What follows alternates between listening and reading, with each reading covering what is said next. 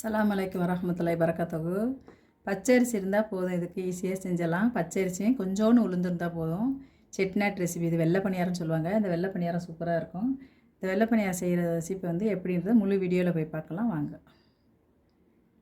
அந்த வெள்ளை பணியாரம் சமைக்கிறதுக்கு நம்ம ஒரு வீசமுடி உலக்கு, இது வீசமுடி அது அரைக்க அப்படி அது எதுவாக இருந்தாலும் நீங்கள் இந்த அளவுக்கு இப்படி அரிசி எடுத்துகிட்டு இதுக்கு மேலே வந்துட்டு நம்ம உளுந்து போடணும். உளுந்து ரொம்ப செலவாகாது. நல்ல திடமான உருட்டு உளுந்து எடுத்துக்கிறோங்க. இந்த மாதிரி கோபுரமாக போட்டால் போதும். இதை நம்ம நல்லா ஊறுற அளவுக்கு நல்லா ஊற வச்சுருவோம். இந்த மாதிரி கோபுரமாக வர மாதிரி அரிசி தலை தட்டி இதுக்கு மேலே இப்படி கோபுரமாக வர மாதிரியே இப்படி உளுந்தம்பருப்பு போட்டுக்கிறோங்க. போட்டால் போதும். இதை நான் நல்லா கழுவிட்டு மிக்சியில் தான் நான் அரைக்க போகிறேன். அதனால் இதை நல்லா தண்ணி ஊற்றி கழுகிட்டு சுத்தமாக நான் ஃப்ரிட்ஜில் வைக்க போகிறேன். ஃப்ரிட்ஜில் வச்சுட்டு ஆட்டினோம்னா மாவு சூடாகாது. மாவு நல்லா சாஃப்டாகவும் கிடைக்கும். இதை நல்லா சுத்தமாக கழுவிட்டு நான் ஃப்ரிட்ஜில் வச்சுருவேன். ஒரு 2 மணி நேரம் நல்லா ஊறட்டும். பச்சரிசி ஊற அளவுக்கு ஊறட்டும். நல்லா ஊறிடுச்சு. இப்போ இந்த பாருங்கள், நல்லா ஊறிடுச்சு. அரிசி இந்த மாதிரி பண்ணால் நல்லா பச்சரிசி ஊறிடுச்சு. இப்போ நம்ம இதை மிக்சியில் சேர்த்து நம்ம இப்போ இதை நைஸாக நல்லா வெண்ணெய் மாதிரி நல்லா அரைச்சிட்டு வந்துடும். இதை இப்போ மிக்சி பவுலில் நான் சேர்த்துட்டேன். ஏன் மிக்சியில் போட்டு நம்ம அரைச்சோம்னா மாவு சூடாகும். சூடானா வெந்து போன மாதிரி ஆயிரும். இந்த மாதிரி சில்லுன்னு இந்த கூலிங்கோடு நம்ம அரைச்சோம்னா மாவு சுடாமல் நல்லாயிருக்கும். மாவு புசு புசுன்னு வரும். இப்போ நம்ம அரைச்சிட்டு வந்துடலாம்.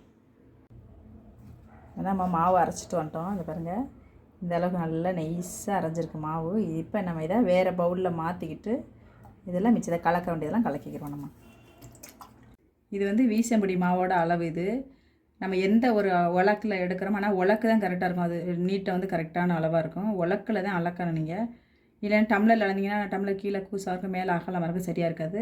இது வீசம்படி உலக்கோட மாவோட அளவு தான் இது. இதுக்கு சும்மா கொஞ்சோண்டு பால் ஊற்றுறேன். ஒரு ஸ்பூன் பால் இருக்கும், அவ்வளோ பசும்பால். இது அதை ஊற்றுறேன். இதுக்கு தகுந்த மாதிரி உப்பு இதுக்கு தகுந்த மாதிரி கொஞ்சமாக போட்டுக்குருவோம். அதே மாதிரி சர்க்கரை கொஞ்சோண்டு, ஏன்னா அது கொஞ்சம் செவந்து வரும் லைட்டாக. அதுக்காக சின்ன ஸ்பூனில் ஒரு 1/4 ஸ்பூன் சர்க்கரை போட்டிருக்கேன். இதை நம்ம நல்லா கலக்கிட்டு நம்ம பணியாரம் ஊற்றிடலாம். வெள்ளை பணியாரம் இது வெள்ளையாக தான் இருக்கும். அதுக்காக சும்மா லைட்டாக சர்க்கரை போடுறோம். இதை நல்லா கலக்கிட்டு நம்ம பணியாரம் ஊற்றிடுவோம். இந்த மாதிரி இருந்தால் போதும். எங்கள் ஊர் பக்கம் கல்யாண வீட்டுகள்லாம் இந்த பணியாரம் ரொம்ப ஸ்பெஷல். இல்லாமல் இந்த பணியாரம் இல்லாமல் இருக்காது. செட்டிநாடு பக்கம் இது ரொம்ப ஸ்பெஷலான பணியாரம். இது இந்த அளவு இருந்தால் போதும். மாவு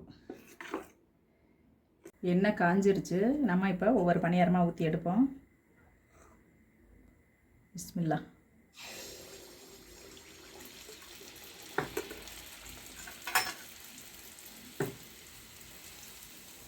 நல்லா புஷ்ஷுன்னு வந்துடுது பாருங்கள். சூப்பராக இருக்குது. மாவு கரெக்டாக வந்திருக்கு. இந்த மாதிரி எண்ணெய் மேலே ஊற்றினோம்னா பணியாரம் நல்லா மேலேயும் உப்பி வரும்.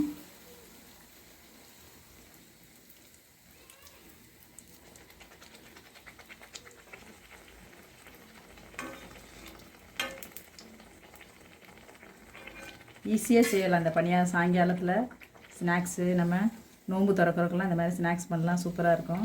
இதுக்கு கார சட்னி நம்ம குழிப்பணியாரத்துக்கு செஞ்சுருக்கோம் பாருங்கள். அந்த மாதிரி கார சட்னி செஞ்சு சாப்பிட்டா ரொம்ப சூப்பராக இருக்கும். இதே மாதிரி எல்லா பணியாரத்தையும் நம்ம சுட்டு எடுத்துக்கிடுவோம்.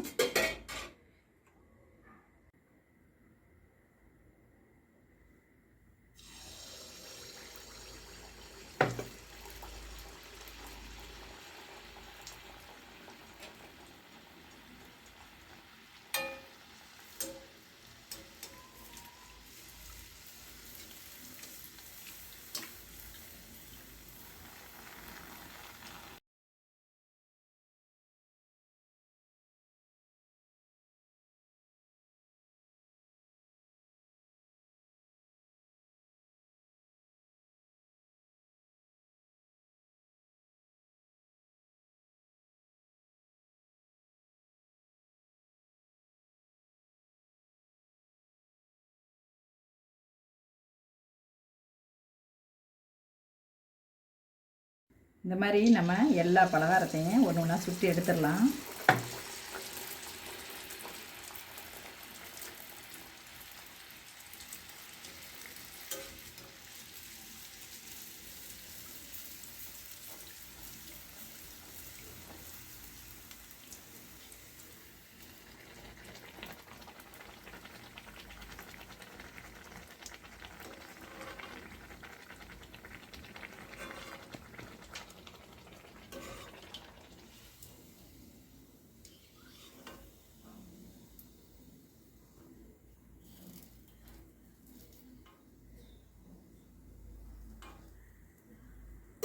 எல்லா வெள்ளை பணியாரத்தையும் இதேமாரி சுட்டு எடுத்தாச்சு. இதுக்கு கார சட்னி ரொம்ப ரொம்ப நல்லாயிருக்கும். ஏன்னா இது கொஞ்சம் சப்புன்னு இருக்கும். இதில் காரம் எதுவுமே இருக்காது, சப்புன்னு இருக்கும். அதுக்கு இந்த கார சட்னி சாப்பிட்டா ரொம்ப ரொம்ப நல்லாயிருக்கும். கண்டிப்பாக இது எல்லோரும் செஞ்சு பாருங்கள். செஞ்சு பார்த்து எனக்கு சப்ஸ்கிரைப் பண்ணுங்கள். சப்ஸ்கிரைப் பண்ண எல்லாருக்கும் ரொம்ப ரொம்ப நன்றி.